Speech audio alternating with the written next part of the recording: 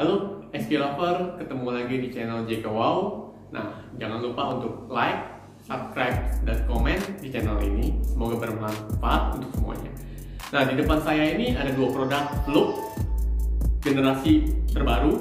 Pertama adalah Project 8i DSPM built-in power, dan satu lagi adalah speaker Neo 361, upgradean dari speaker Neo 360 sebelumnya.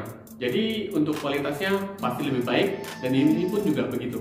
Nah, berikut rekan saya Wisnu dari support akan menjelaskan secara garis besar mengenai Project 8i dan Neo 361.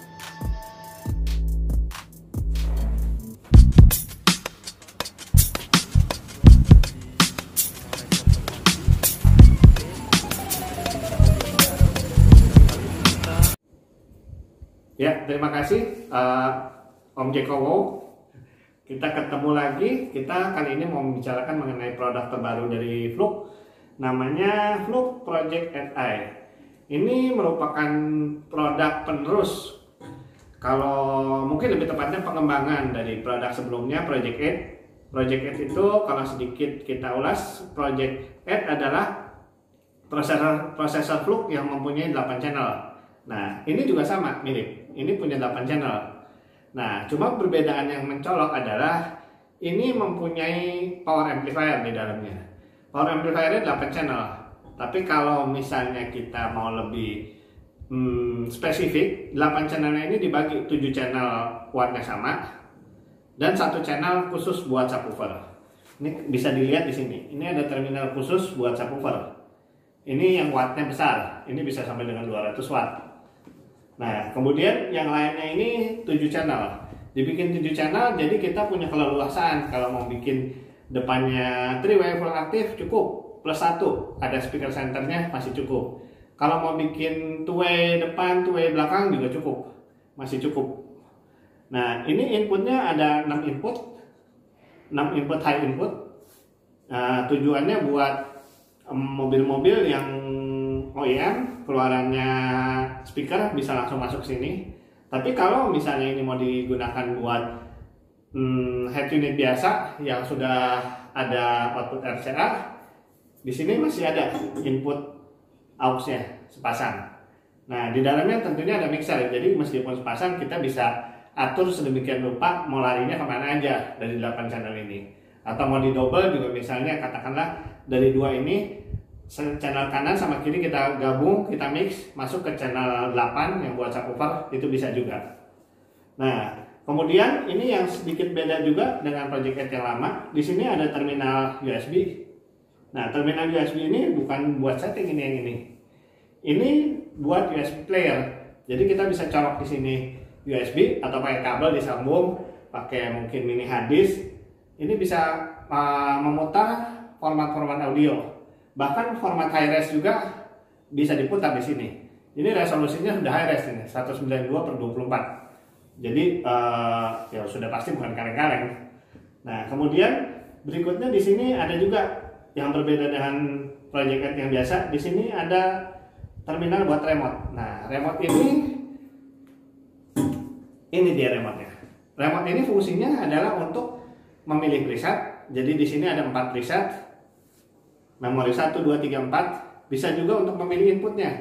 Nah, tadi sedikit sudah ada inputnya, aux input, 2 channel stereo, high input yang dari sebelah sini. Terus USB, bisa juga ada Bluetooth. Di sini bisa menerima sinyal audio Bluetooth, streaming Bluetooth, high res juga. Juga di sini untuk head unit tertentu yang orang masih suka, ada optik. Jadi kita tetap tidak tinggalkan yang optik. Atau punya player high res yang keluarannya optik, bisa juga masuk sini. Jadi bebas. Jadi inputnya itu bisa jadi ada 1, 2, 3, 4, 5. Ada 5 input yang bisa dipilih untuk ini. Kemudian remote ini tentunya yang paling umum adalah untuk suara. Ini untuk volume juga. Jadi untuk volume bisa di sini. Ini untuk kabel remote-nya sendiri disediakan, ini cukup panjang, kurang lebih sekitar 4,5 meter. Kalau ini kabel buat inputnya, ini kabel outputnya. Di sini ini kita kasih juga kabel USB-C, ini buat settingnya melalui komputer. Sebentar kita lihat softwarenya seperti apa. Nah, ini adalah software dari Fluke Project AI.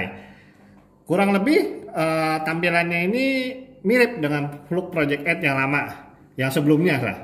Karena Project AI masih bisa didapat sekarang juga. Nah, ini perbedaannya yang terutama adalah di sini nih. Di sini adalah ada tombol master volume. Nah, kalau di Project AI yang lama tidak ada master volume karena tidak ada amplifiernya. Kalau ini perlu adanya master volume karena di sini ada amplifiernya. Sisanya sama, di sini ada crossover, high pass, low pass. Crossovernya juga ada 4 tingkatan yang di sini bisa dipilih. Bahkan bisa dipilih untuk variabel. Jadi kita tentukan sendiri mau Q faktornya berapa, mau frekuensinya berapa, bisa di-adjust sendiri. Juga untuk yang biasa pakai not filter juga, biasanya yang suka pakai pasif itu suka namanya not filter, di sini juga disediakan yang bisa dipilih sendiri frekuensinya berapa, Q faktornya berapa. Terus kemudian di sini ada equalizer 31 band bahkan untuk semua channel ini. Jadi channel 8-nya sendiri juga tetap 31 band. Ini Q-nya bisa dirubah. Frekuensinya bisa dirubah, kita bisa rubah sendiri. Frekuensinya misalnya mau 27, terus Q-nya kita rubah jadi misalnya 9. Ini bisa. Jadi semakin sempit bisa, mau semakin lebar bisa. Sangat fleksibel sekali untuk equalizernya. Terus kemudian di sini juga ada tentunya level, pass. Terus untuk grouping juga ada. Ini ada tulisannya kecil, ini link. Tuh, ini bisa di link, jadi bisa 2 atau 3 atau 4 atau semuanya channelnya bisa di link. Terus fungsinya fungsi level dan fungsi delay ini bisa sekaligus bisa dijalankan secara simultan bersamaan kalau sudah di link. Jadi memudahkan kalau kita untuk mencari time alignment untuk mensinkronisasi time alignment speaker depan dan subwoofer. Nah, kemudian yang juga berbeda dengan Project AI, di sini ada pembaruan. Ini kebetulan memang lagi offline. Untuk online-nya ini pembacaannya lebih cepat. Jadi kalau untuk Project AI kurang lebih membutuhkan waktu kurang lebih sekitar 30 detik untuk sampai on. Kalau ini jauh lebih cepat. Kurang lebih software begitu. Ya, di sini ada tambahan lagi suatu fitur yang biasanya para tuner suka, yaitu di sini ada yang namanya encrypt. Encrypt ini sebenarnya password. Jadi settingannya yang sudah kita setting itu bisa di password. Begitu kita password, orang lain, tuner lain atau siapapun juga yang punya mobil sekalipun kalau tidak tahu passwordnya tidak bisa buka settingannya kecuali di reset. Jadi settingannya aman, tidak bisa ada yang melihat-lihat, tidak ada yang bisa mengcopy paste kecuali tahu passwordnya dan diizinkan tentunya. Oke. Ya, hari ini kita mau membicarakan mengenai speaker Neo baru. Neo ini masih versinya 3. Nah, 3-nya bedanya yang lama 360, ini 361. Tentunya kalau namanya ada perubahan di seri, itu sudah pasti ada sesuatu yang baru. Yang pasti di sini sesuatu yang barunya adalah speaker ini jauh lebih efisien dibanding sebelumnya. Efisien dalam arti dengan tenaga, dengan power tidak terlalu besar, speaker ini sudah bisa bekerja dengan maksimal. Nah, bedanya itu nomor 1. Jadi boleh dibilang speaker ini lebih ringan dibanding pendahulunya. Nah, selain lebih ringan, ini punya juga kelebihan baru. Ini pasirnya juga sudah di-upgrade dengan bukannya hanya komponennya diganti, tapi nilai-nilai komponennya ini dirubah sedemikian rupa sehingga jauh lebih sempurna, lebih pas buat di mobil.